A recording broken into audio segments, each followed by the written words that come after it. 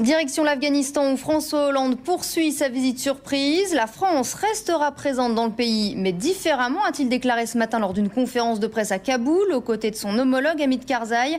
En clair, les troupes combattantes auront bien quitté l'Afghanistan d'ici la fin de l'année.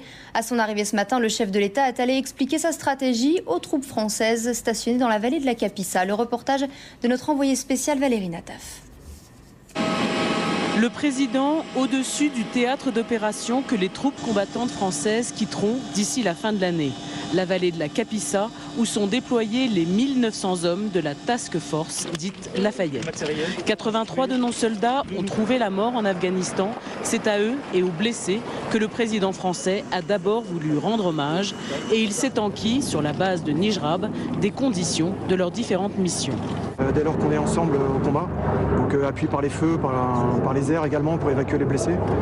Donc évidemment ils ont à cœur de nous protéger également pour que tout se passe bien. Mais la décision du retrait des troupes de combat a été entérinée au sommet de l'OTAN en début de semaine. Notre retrait sera ordonné et coordonné. Plus de 2000 d'entre vous seront rentrés en France avant la fin de l'année. Le temps de la souveraineté afghane est venu.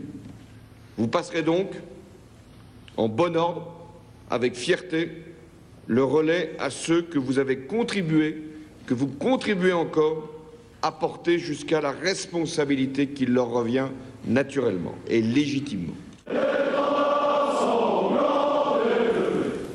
Pour autant, la France ne déserte pas l'Afghanistan. Elle s'est engagée à changer la nature de ses opérations parce que, selon le chef de l'État, les soldats français ont exécuté leur mission. La journée s'est poursuivie, entretien avec Hamid Karzai, le chef de l'État afghan, au palais présidentiel, avant de rencontrer à l'ambassade de France des représentants de la société moderne, celle qui pourrait dessiner l'autre visage de ce pays. Un peu plus de 6 heures dans un pays où la France s'était engagée aux côtés notamment des Américains après les attentats du 11 septembre 2001. Mais selon le président français, une nouvelle page va s'écrire, une page où Français et Afghans vont tenter de reconstruire le pays. En tout cas, c'est ce que chacun espère ici. Un mince espoir pour les salariés de Fralib. Le groupe Unilever accepte finalement de reprendre les négociations et s'engage à ne pas déménager les machines du site tant que les discussions seront en cours. C'est Arnaud Montebourg, ministre du redressement productif, qui l'a annoncé aujourd'hui aux salariés lors d'une visite sur le site de Gémenos dans les Bouches-du-Rhône. Les précisions sur place d'Isabelle Goudin. Arnaud Montebourg l'a annoncé dès ce matin lorsqu'il est monté dans le train. Il n'arrivait pas les mains vides ici sur le site de Gémenos, le site de l'usine de Fralib. Fralib, cette entreprise aujourd'hui donc, qui fabrique les thés Lipton et les infusions éléphants et où 103 postes étaient encore concernés donc, par les suppressions d'emplois qui sont actuellement en cours. Alors les salariés occupés l'usine, eh bien, Arnaud Montebourg a annoncé une nouvelle qui les a fortement satisfaits. Leur maison mère Unilever va maintenant revenir à la table des négociations. Les négociations vont donc pouvoir s'engager et notamment pour mettre en place le projet de scope que les salariés aimeraient voir se développer. Évidemment, tout n'est pas encore conclu puisque Unilever peut présenter des solutions alternatives, mais le travail va commencer, les discussions vont avoir lieu avec les autres ministères concernés, que ce soit le ministère du Travail ou de l'économie solidaire. Arnaud Montebourg s'est maintenant rendu sur le site de la raffinerie Lyon-Delbazel, qui est également concerné par des suppressions de postes. Ce sont là 400 suppressions de postes qui pourraient avoir lieu. L'actualité sociale, c'est aussi Technicolor qui dépose le bilan de son usine d'Angers cet après-midi devant le tribunal de commerce de Nanterre. La décision a été arrêtée ce matin lors d'une réunion du comité d'entreprise. Les salariés y étaient opposés. Ils estiment que Technicolor a les moyens de soutenir son site d'Angers, le temps de trouver un repreneur. À 2 semaines des législatives, Marine Le Pen et Jean-Luc Mélenchon poursuivent leur campagne sur les mêmes terres. La candidate du Rassemblement Bleu Marine et celui du Front de Gauche ont arpenté ce matin les allées du marché d'Hénin-Beaumont, sans jamais se croiser bien sûr. Marine Le Pen affirme que son affrontement avec Jean-Luc Mélenchon pourrait la renforcer en poussant des abstentionnistes à voter contre le Front de Gauche. Et puis, vous les découvrez, voici les autres candidats qui sont en lice dans cette circonscription.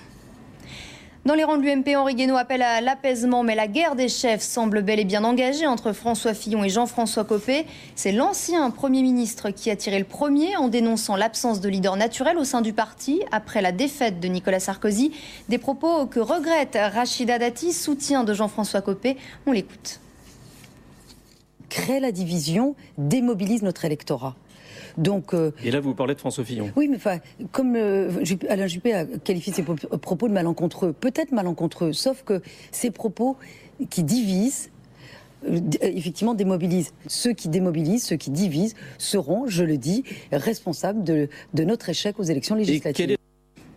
En Égypte, c'est le candidat islamiste et une figure de l'ère Moubarak qui devrait s'affronter au deuxième tour de l'élection présidentielle. Les frères musulmans affirment que leur candidat Mohamed Morsi est arrivé en tête alors que 90% des bulletins du premier tour ont été dépouillés. C'est en tout cas la première fois que les Égyptiens choisissent librement leur chef d'État. Béatrice Blondeau. Au dire des frères musulmans, voici l'homme qui est arrivé en tête du premier tour, Mohamed Morsi, 60 ans. Cet ingénieur sans grand charisme est le candidat de la confrérie islamiste à la présidentielle.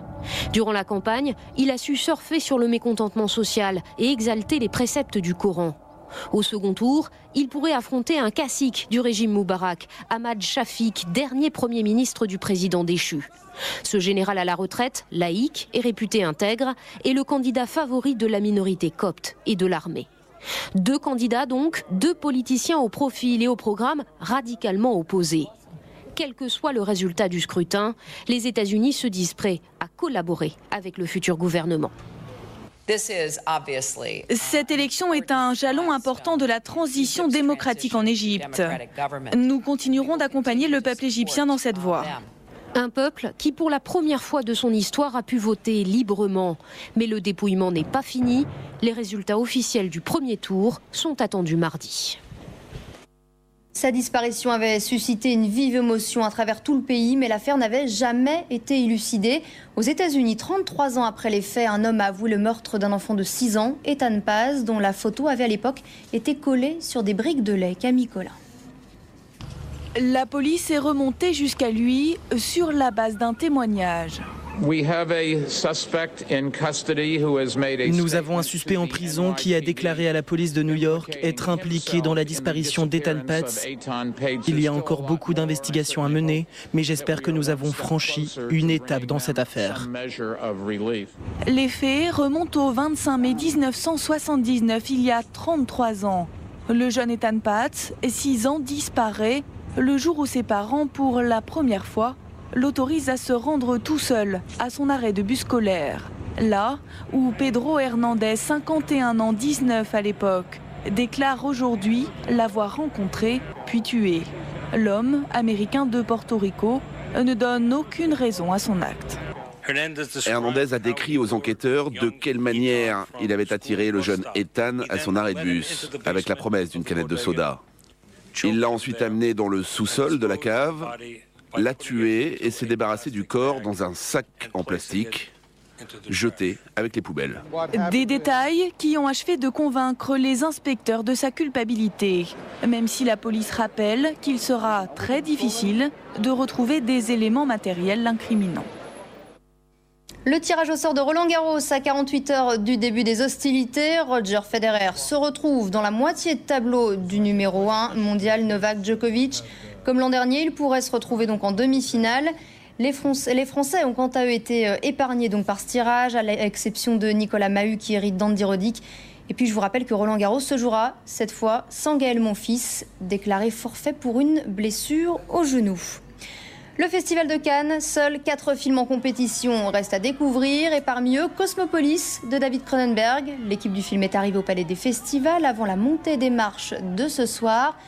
Et en tête d'affiche, Robert Pattinson, le héros de la saga Twilight, qui incarne cette fois un golden boy de la finance dans un New York en pleine ébullition. Et restez avec nous dans un instant, Élysée 2012, vue d'ailleurs, mais d'abord la météo, Véronique Touillet. La météo avec AJP, association d'assurés pour la retraite, l'épargne et la prévoyance. Partenaire d'AXA. Avec Renouveau Vacances, village